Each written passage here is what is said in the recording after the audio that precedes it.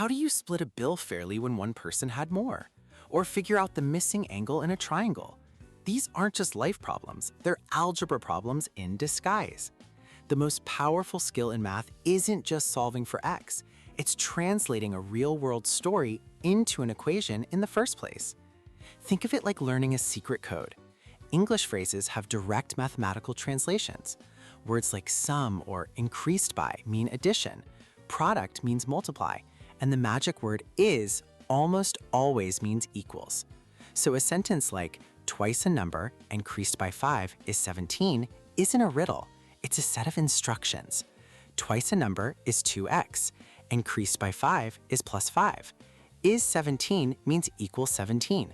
Suddenly, the sentence becomes the equation 2x plus 5 equals 17. You've translated the language.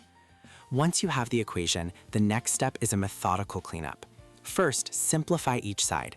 Expand any brackets and collect all the like terms together. It's like tidying a messy room before you can find anything. Once both sides are neat, your goal is to get the variable, the x, alone. You do this by systematically moving all the other numbers away, always doing the same thing to both sides to keep it balanced. But be careful, a stray negative sign is the #1 cause of errors. Double-check your signs when expanding and moving terms. This process can solve surprisingly complex puzzles.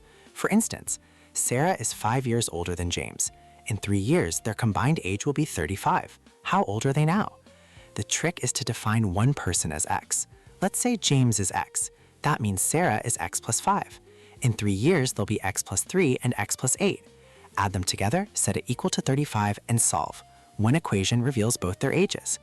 That's the real goal, turning stories into equations and then letting the rules of algebra reveal the hidden answer.